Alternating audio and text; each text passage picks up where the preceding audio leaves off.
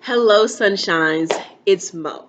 All right. So, if you haven't seen my previous video, you wouldn't know this, but I'm starting a series on endometriosis and my journey with endometriosis because I have endometriosis. So, um, and in this video today, we're going to be just laying the foundation of what endometriosis is. What does it mean? And some of the risk factors of, like, if you suspect that you might have endometriosis, these are some common risk factors. And then I'm going to share some of the signs and symptoms that are typically associated with the disorder. So let's get started. Just a side note, this is not a video necessarily for children. This is not a video for guys, really. I mean, if you want to listen, go ahead. But this is for the ladies because this is something that only ladies deal with. So if you're interested, though, then keep on watching. All right. So endometriosis is caused by, well, they really don't know like the root cause, the explicit cause, but basically what happens is the endometrium, the tissue that is on the inside of the uterus, it is on the outside of the uterus instead of on the inside. So, when you go through menstruation and you bleed, and they say that the lining of your uterus is shedding and things like that. So that's happening, but it's happening on the outside. And if you have endometrium in the inside, it'll happen in the inside as well. So it will, when you have your menstruation, that will start to move around, start to build up like it does inside during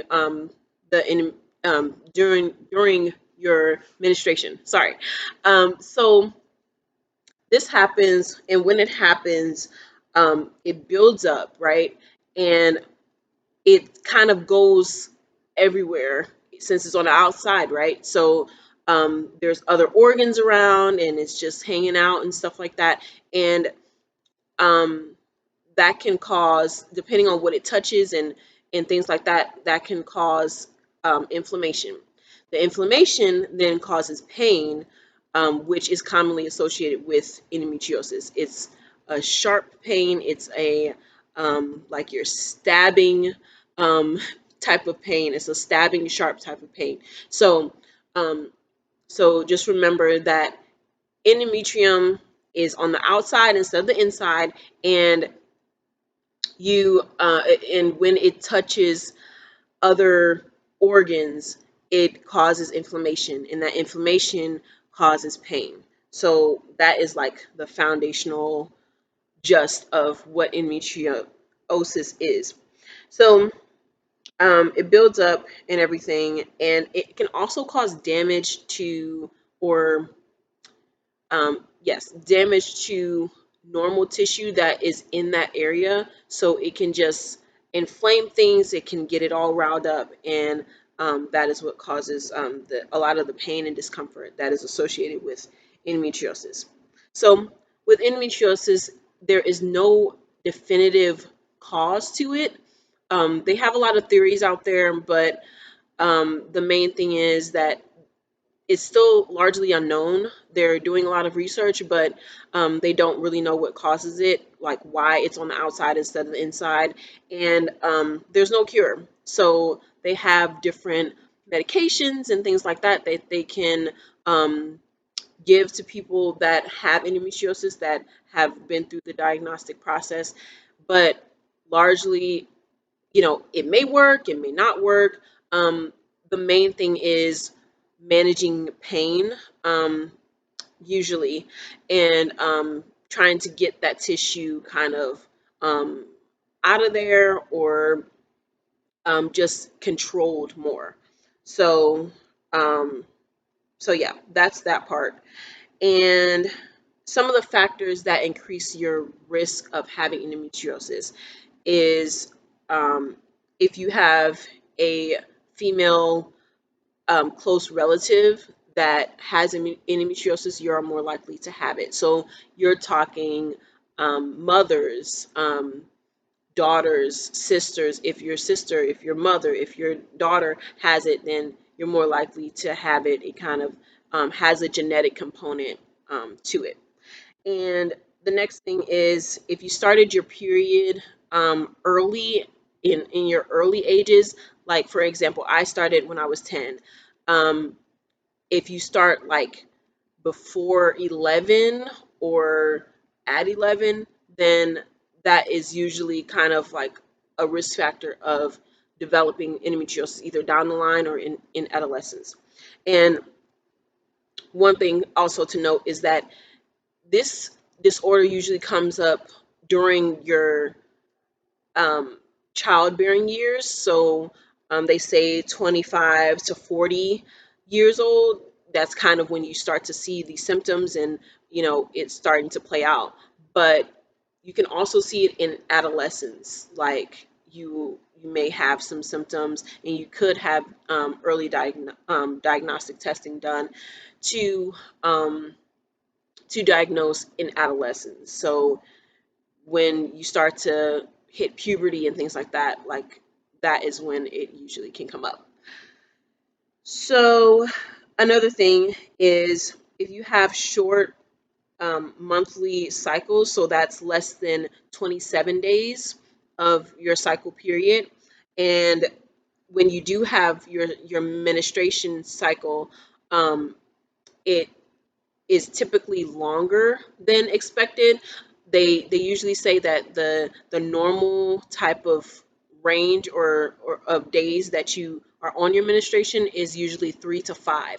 But if it goes into like after 5 or say 7, then that increases your risk of developing endometriosis. And if you have fertility issues, if you've kind of grown up knowing that you have fertility issues, or when you are trying to get pregnant, you're having more of a issue with conceiving, that can be an indication or a risk factor. Let's just say that a risk factor of endometriosis. And please note that I am not a medical doctor, um, but if you do suspect these, these are literally things that I found on the internet. So if you suspect these things, if you're hearing what I'm saying and you suspect that this is it lines up with what you're experiencing, then definitely talk to your doctor, your OBGYN specifically, to get more information and more details. Um, and then one of the some of the common symptoms, I have a lot of them, but some of the common symptoms of endometriosis is periods lasting longer than 5 days, as I said before, heavy bleeding during periods, painful periods. So your pain during your periods are either longer than a day. Usually the first day of your menstruation is usually not comfortable for anyone, but after that it should kind of die down and stuff like that. But for instance, me, that was not the case. I usually would have pain um, 2 to 3 days after the initial day of starting my period. So that's an issue. And so pain, and just pain that is like just seems abnormal. If it's like excruciating, like can't get out of bed, hard to stand and things like that, then that's not normal, and you kind of should talk to your doctor about that at least.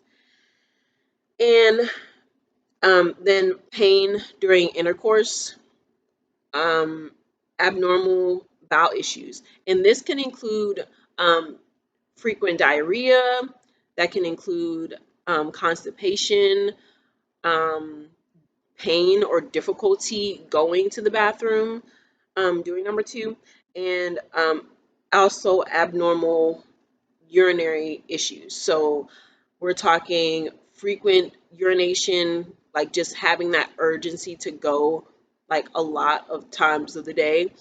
That can include pain when you're urinating. And that could also include like when you're voiding, like as you're voiding or before you void, having pain. That is not normal, and you want to talk to your doctor about that. Some other symptoms include bloating, um, nausea or vomiting, and fatigue.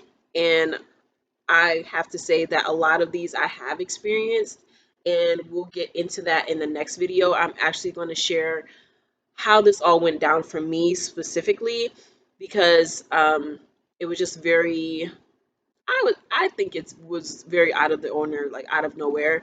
But yeah, I'm going to share that in the next video. So um, one thing I wanted to mention is that it's important to note that everybody is on a spectrum when it comes to this disorder, this disease. So everyone's not going to experience the pain. You know, everyone's not going to experience the bloating, for instance.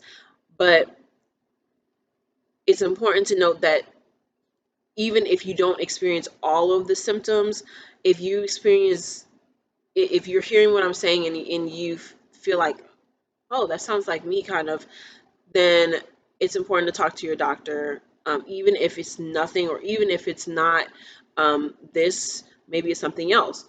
Or just to touch base with your doctor if you're noticing things that seem out of the ordinary. Listen to your body and just talk to them. You know, it doesn't hurt to talk to them. So I hope you enjoyed this video, and if you stay tuned to the next video, I will share my personal story of how this all got started. So remember, let your light shine before men, and God bless.